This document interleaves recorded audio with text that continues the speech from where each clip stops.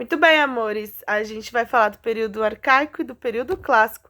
O período arcaico, como o senhor Mateus falou muito bem, vai significar uma coisa antiga, velha, ultrapassada, certo? Oi. Foi o Matheus, não. Oi? Foi o Matheus, não. Fui eu. Patrick, eu falei Mateus. Eu pensei em você, mas falei Mateus. Certo? Sorry. Sempre é, senhor Mateus. Vamos lá, então. Como vimos anteriormente, a Hélade passou por um momento de crise cultural política entre os séculos 12 e 8 a.C. Foram séculos obscuros, marcados pelo declínio da civilização creto-micênica e o surgimento das comunidades gentílicas ou genos, chefiadas pelos patris familias. Então vamos lá. Ainda que esse período tenha sido fundamental para a estruturação da mitologia grega, a reestruturação política e econômica dos helenos, com o passar do tempo, os gênios começaram a sofrer constantes ameaças.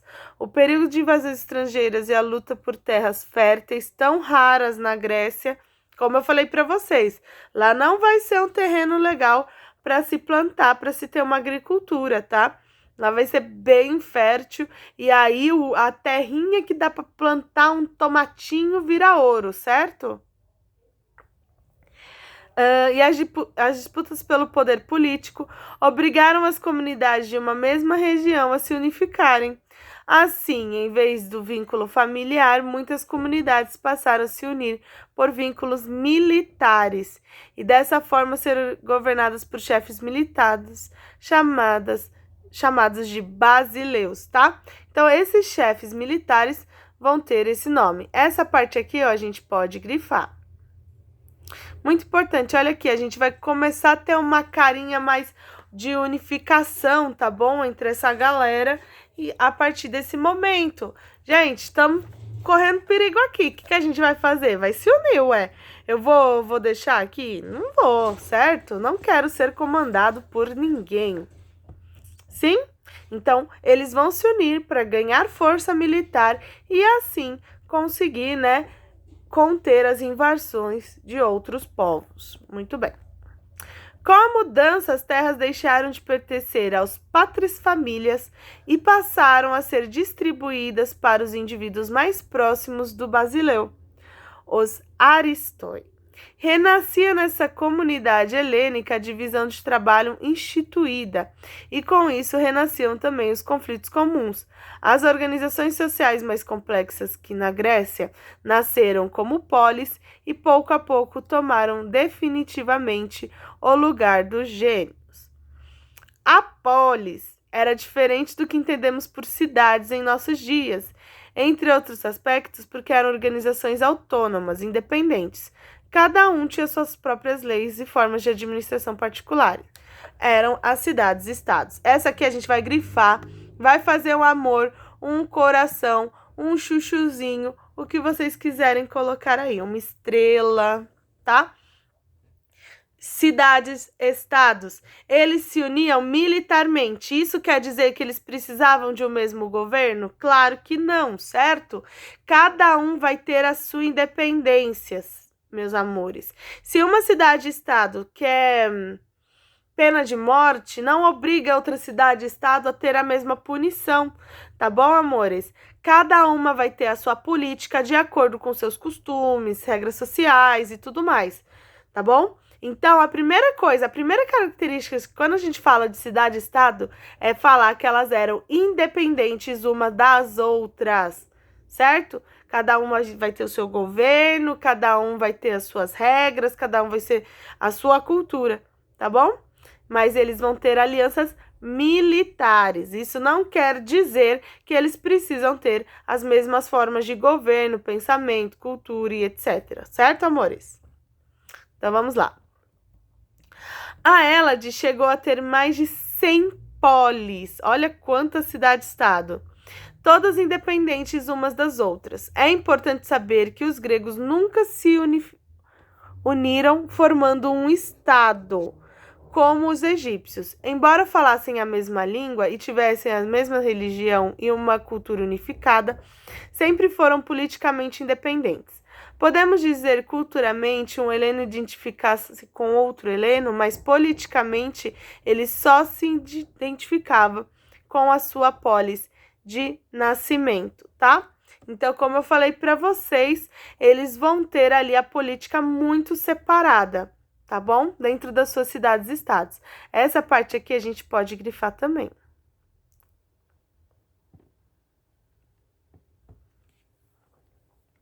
E assim, gente, mesma cultura, mas sempre vai ter a sua diferença, certo? Por exemplo, a gente tem a mesma cultura que o pessoal do Sul? Em tese, sim, né? Mas a gente vai ter outros costumes, outra forma de viver, na verdade? Eles vão ter o chimarrão deles. A gente bebe chimarrão? Não, né? Apesar de todo mundo, da grande parte do Brasil comer arroz e feijão, ninguém come arroz e feijão do mesmo jeito. Aqui, não sei como. São Paulo gosta de comer com farofa? Eu adoro comer com farofa, então.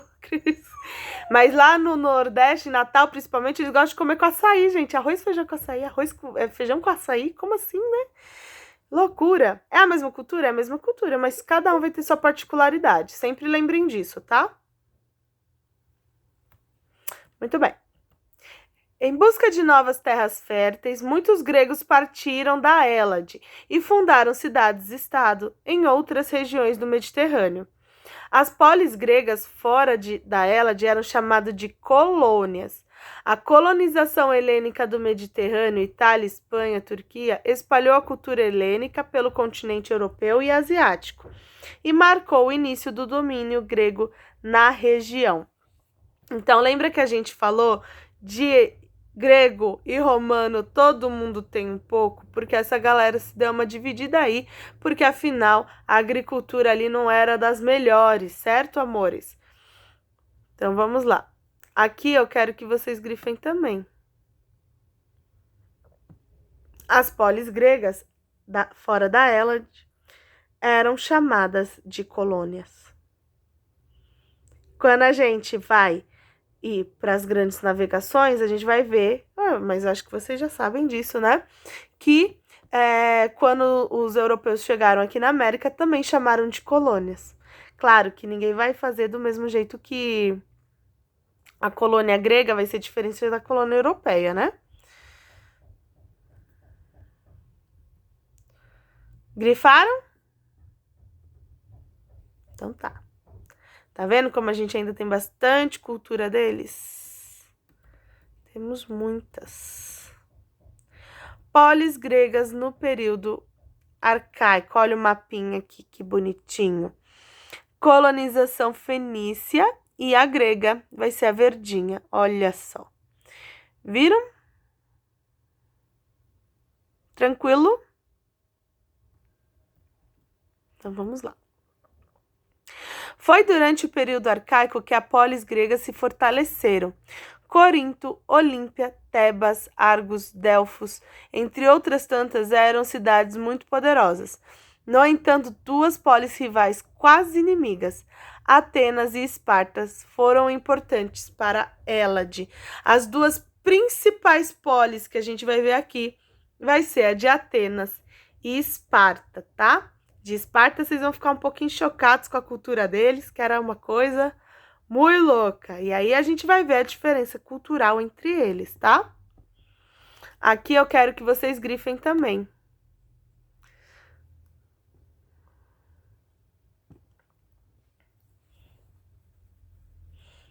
A diferença cultural deles vai ser muito grande. Apesar da mesma religião, a diferença cultural vai ser gigantesca, tá bom? Enquanto Esparta vai ser uma cidade muito mais guerreira, Atenas vai ser muito mais voltada para conhecimentos e tudo mais, tá bom? Estudos científicos e tal.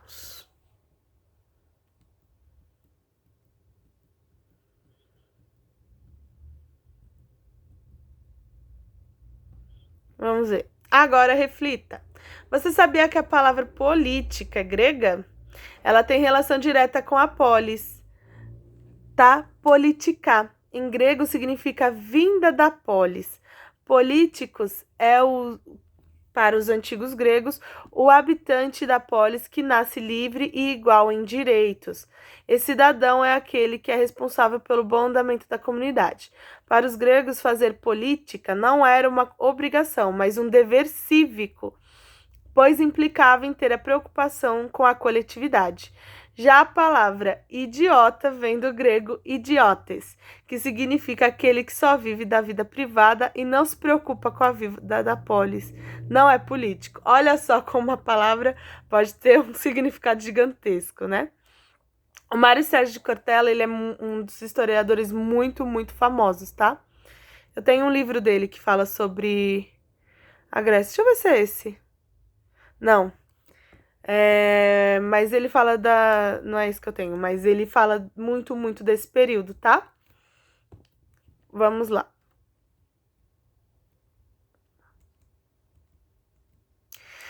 Esparta, a polis guerreira. Gente, deixa eu explicar uma coisa para vocês. Antes da gente começar a falar sobre Esparta, eu preciso que vocês entendam que a cultura desse período era diferente, tá bom? Essa cultura, ela vai ser uma cultura muito mais, vamos colocar assim, bruta, burucutu, perto de qualquer outra cultura. Por quê? Eles eram principalmente guerreiros. Toda a vida deles era pra guerra, tá bom? Para vocês terem uma noção, um filho precisava se separar da mãe aos 7 anos de idade, porque ele ia para um treinamento militar aos 7 anos e só voltava lá para os seus 18, certo? Voltava assim, naquelas também. Porque eles sempre estavam em casa. Tem várias histórias que eu posso contar para vocês sobre o treinamento espartano. É muito, muito doido, tá? Também eles vão fazer algumas crueldades, vamos colocar assim. Por quê? É que ao contrário, você pode treinar por 18 anos. Exatamente. Mas 7 anos é muito novo, né, gente? Vocês já não estariam com as mães de vocês. As meninas não, né? Só os homens. Mas, por exemplo, quando você nascia, você tinha que levar o seu bebê até um local para ser avaliado. Se eles vissem que você tinha qualquer problema, né, deformidade, alguma coisa do gênero, tinha que tacar o bebê do abismo. Porque aquilo seria o elo fraco da cidade. Olha só que absurdo, né? Absurdo pra gente, certo? Não pra eles, porque eles tinham outra cultura. Então eles vão ser muito mais brutos assim, sabe? Quem viu o filme 300? É meio pesado pra vocês terem visto, mas... Eu não gosto, só vejo aquela palavra Esparta. This is Esparta, né? É. Exato. É ele, tá? Desse povo aí. Tá muito bem. De origem dória, Esparta era a polis localizada no sul do Peloponeso, em uma região conhecida como Lacônia. Afastada do mar e com uma terra rica e o cultivo de olivas e uvas, a polis de Esparta não desenvolveu intenso comércio, mantendo-se isolada das demais cidades. Aqui, gente, eu quero que vocês grifem. Isso vai dizer muito sobre a cidade. Sempre que a gente vê uma cidade que vai se manter isolada, a gente vai ver que depois, futuramente, ela vai ter um problema, tá? Até hoje, uma andorinha só não faz verão. Vamos lá.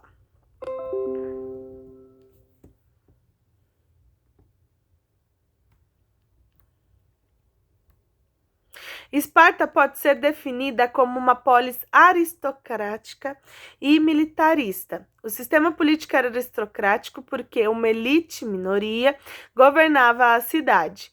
Eram os esparciatas, descendentes dos dórios, os esparciatas eram cidadãos da cidade.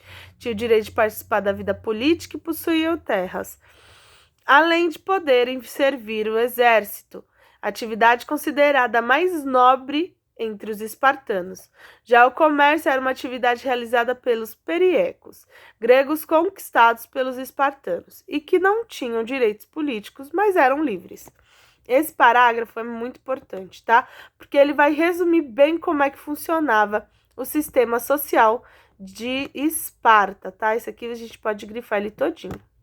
Opa! Ai, gente, pronto. Certo, amores? Então, quem vai servir no exército? Só os esparciatas, ok?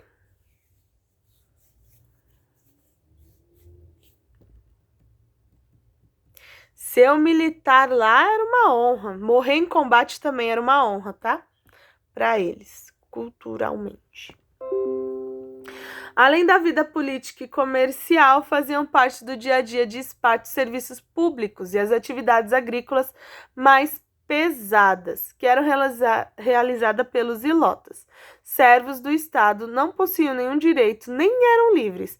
Normalmente eram descendentes dos povos derrotados em guerras. Lembrando, amores, que a escravidão deles era muito diferente da nossa aqui, né? Que a gente viu aqui no Brasil. Tá bom? Era muito diferente. Não era a mesma escravidão que acontecia na época das grandes navegações. O escravo até tinha, em algumas sociedades, o escravo vai até ter alguns direitos. Não vai ter esse negócio de bater nele também, não. Claro, né, gente? Não vai ser livre, não é bom. Mas não vai ser tão pesado que nem é ser, por exemplo, um negro na época da escravidão aqui no Brasil, tá? Não chega nem perto disso. Inclusive, quem tivesse, né, os seus escravos, tinha que alimentar bem e tudo mais. Diga, Patrick. Nada a ver esses Esparta. Oi? O povo da própria cidade, tipo, o nenê, só que nasce, tipo, sem um bracinho. Tem jogado pegar. Era. É, Ou se eles achassem que era muito magrinho também, eles jogavam, tá? é muito magrinho, não vai dar certo, não. Muito magrinho. Tinha que ser mais gordinho. Também. Algumas mulheres até fugiam, tá? Com os filhos. Pra não ter esse fim. Muito bem. Mães, né? Mães sempre sendo tops.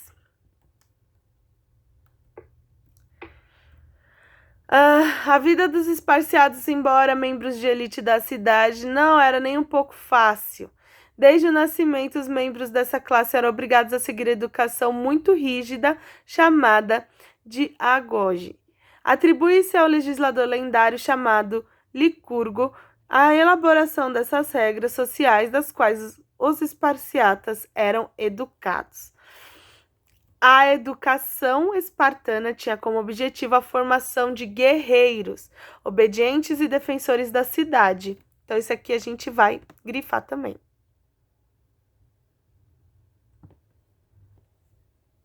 Certo? Aqui ele vai estar falando aquilo que eu já tinha contado para vocês. Ao nascer, uma criança esparciata era levada aos éforos, que verificavam suas boas condições físicas. Caso não fosse saudável, a criança era atirada de um precipício. É isso, né, gente? Condições físicas, né? Eles vão olhar assim e falar, muito magrinho. Ou então tá gordinho demais. Ou então o dedo dele é menor que o outro. Eles vão olhar tudo e aí, se não fosse bom, entre aspas, né, gente, pelo amor de Deus, se ao critério deles não fosse crescer bem saudável e forte, eles jogavam do precipício mesmo. Até os 7 anos de idade, a criança era criada pela mãe, responsável pela educação caseira. Aos 7, os meninos eram entregues aos cuidados do exército e deveriam deixar a casa. As meninas ficavam em casa e eram criadas para o casamento. Dos 7 aos 20 anos, os jovens esparciata recebiam intenso treinamento militar, incluía submissão à tortura, alimentação simples, uso da mesma roupa durante o ano inteiro, tudo para que pudesse suportar o sofrimento da guerra. Então, vocês podem ver que não era um treinamento muito tranquilo, na verdade. Por que que eles eram submetidos à tortura? Porque se eles fossem capturados, eles não podiam revelar nenhum segredo da polis, nada, né? Porque podia prejudicar a segurança. Então, eles eram submetidos a esse tipo de coisa para que eles não entregasse nenhum segredo, tá bom? Então, eles tinham vários tipos de treinamento que vão ser bastante pesados, tá? Então, como eu falei pra vocês, 7 anos, não fica mais com a mames poderosa, vai pro exército e começa o treinamento bem forte, tá bom? Fecha o microfone, Pedro. Júlia, acorda, Júlia. Vamos lá.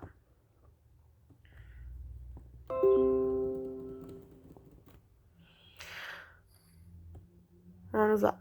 O jovem aprendia apenas a ler e escrever de forma precária e era treinado para ficar calado diante dos adultos, respondendo apenas se fosse indagado.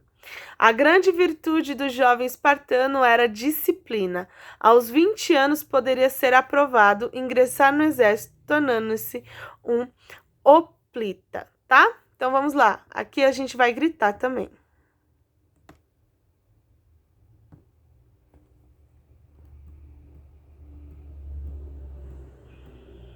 Para eles, gente, quanto mais velhos eles fossem, eles seriam ótimos guerreiros, porque se ele não morreu jovem, por conta das guerras que eles emplacavam, né? Isso quer dizer que ele era um excelente guerreiro. Então ele começava a ser muito respeitado, tá? Vamos lá. Aos 30 anos ganhava o direito de se casar, recebia um pedaço de terra e o direito de participar da Ápila. Aposentava-se apenas aos 60 anos de idade. A polis espartana era governada por 2 reis, diárquia, com funções militares e religiosas. Os reis governavam juntamente com o Conselho dos Anciões, o chamado Gerúsia, formado por 28 esparciatas que tinham mais de 60 anos, certo? Aqui a gente vai grifar também.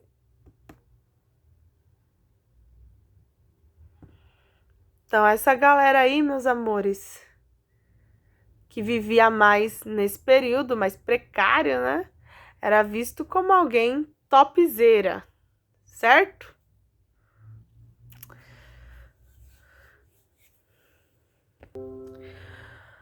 Muito bem. O órgão tinha o poder de fazer as leis da cidade e realizar justiça. Seus membros eram escolhidos pela Ápila, assembleia formada por qualquer esparciata com mais de 30 anos. A Assembleia aprovava ou rejeitava as leis e escolhia anualmente o eforato, formado por 5 éforos com mandato de 1 ano. Os éforos controlavam a economia social de Esparta e fiscalizavam os costumes e as atividades do rei. Muito bem, esse aqui a gente vai grifar também. Muito importante.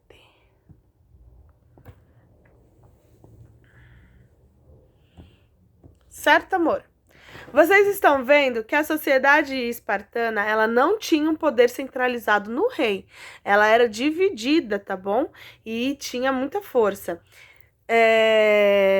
naquele período. Então, como eu falei para vocês, os mais velhos eram muito respeitados naquela época, porque se ele sobrevivesse à guerra, é que ele era um excelente soldado e isso tinha um valor para eles muito gigantesco, ok? Vamos lá, então. Vou parar de apresentar, porque a gente vai fazer o vamos observar, ok? Então, vamos lá. Complete a ficha de estudo de Esparta. Crie caricaturas de como você imagina que tenha sido os esparciatas, os periecos e os ilotas. Então, vamos lá. Civilização de estudo, Esparta. Deixa eu ver aqui. Tá. Vocês vão ter que desenhar, gente. Esse aqui eu vou deixar de lição de casa. Qual? Amores, ó. Vamos observar? O vamos observar vai ficar de lição de casa, tá? Ok. Sim. Com sofrimento. Ó, página 31, página 32, tá? Coloquem aí, lição de casa. E não esqueçam que vocês têm que me apresentar na quarta-feira que vem. Então, vai ter muito tempo para vocês fazerem. Eu não entendi nada. Amores, é assim, ó. Por exemplo, o primeiro aqui. Tá vendo que tem um quadrinho branco? Os esparciatas, o que eles eram? Eles eram os membros da elite do governo da cidade, tá? Como eles foram inseridos na vida da cidade aos 30 anos após servir o exército. Ocupações sociais, ele era militar, como óplita. E a política participando da APELA. Então, vocês vão desenhar como que vocês imaginavam que eles eram. Certo? Não, o primeiro e o primeiro aqui, olha, tá falando da região, tá? Quais eram as classes sociais? É só vocês colocarem, que eram os esparciatas, periecos, os ilotas, os reis e os éforos. É só isso, esse. E aí, as esparciatas, periecos, ilotas, governo de Esparta, aí você vai falar como é que funcionava. Quem que era a Pela? Era com mais de 30 anos. Jerúsia, 20 esparciatas com mais de 60 anos. Composição do Eforato, 5 éforos com o mandato de 1 ano. Só isso, tá? Mas o desenho é para fazer só nesses que tem um quadrinho branco. Aí vocês têm que imaginar como é que eles eram, tá bom? Entendi. Entendeu? A Pérola mais de 30 anos, Jerúcia menos de 30 anos, Eufrato, contrato de 1 ano. 5 Eufrato, contrato de 1 ano. Ó, vamos lá, amores. Agora a gente vai começar a falar da Polis de Atenas, a arqui-inimiga de Esparta, tá? A gente só vai dar uma pincelada aqui. Como eu falei pra vocês, amores, Atenas não é que ela vai ser praticamente ao contrário de Esparta, tá? Eles não vão ter essa educação rígida militar, não vão ter isso, tá bom? Mas eles vão ter muito forte dentro deles a cultura do estudo. Para ele, o estudo era muito importante.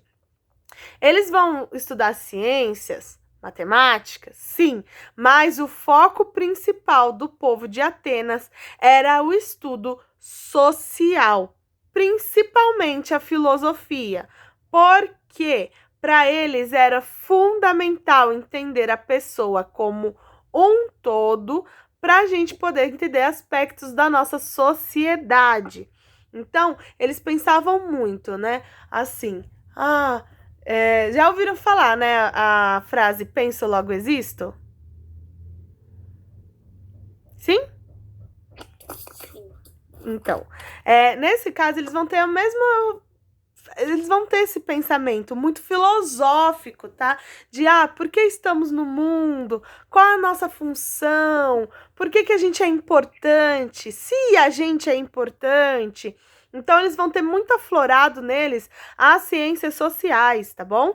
Ser um filósofo naquela época era quase como ser um médico hoje, Deixa eu ver, qual que é uma profissão muito renomada? Um CEO da vida, tá? Ser filósofo era muito importante. E o que os filósofos faziam? Eles iam andando pela cidade, pela polis, né? E filosofando com o povo, fazendo palestra mesmo, tá? Eles vão ter também os seus pupilos, né? Que eles vão ensinar, a gente vai ver algum deles também. Então, a gente vai ver que existe um outro tipo de cultura. Enquanto a educação espartana era toda voltada para a guerra, a educação de Atenas vai ser voltada muito mais para entender o indivíduo como todo, para entender a sociedade e tudo mais. Claro que eles também vão se dedicar a pesquisas científicas, tá, amores? A medicina, a entender o espaço também.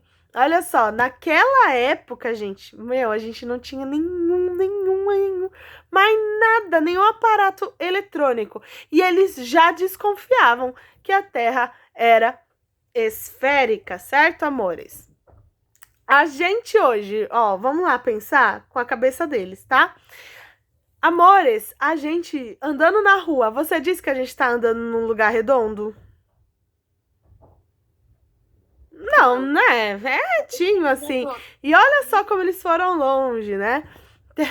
Eu tive um professor na faculdade que até falou assim, gente, é que eles tinham muito tempo livre, não tinha celular, não tinha rede social, não tinha nada, eles tinham muito tempo pra ficar olhando pro céu. Eles observaram isso, gente, olhando para o céu. Olhando para o céu que eles conseguiram chegar a essa conclusão, tá? que a Terra seria esférica e não quadrada, sei lá, qualquer outro formato mais plano, né? Certo, amores? Ficou alguma dúvida, um choro, lamentação? Hoje eu só vou dar essa pincelada em Atenas porque a aula já tá acabando, né? Pra gente não parar na metade. Não esqueçam de fazer a lição de casa, página 31 e página 32, ok? Professor, Oi. que página mesmo? 31 e 32. É só vamos fazer Oi? esses negócios. Então tá. Tá bom, amores? Liberados. Um beijo e um queijo, meus amores. Até amanhã. Até amanhã. Até amanhã. Tchau, tchau.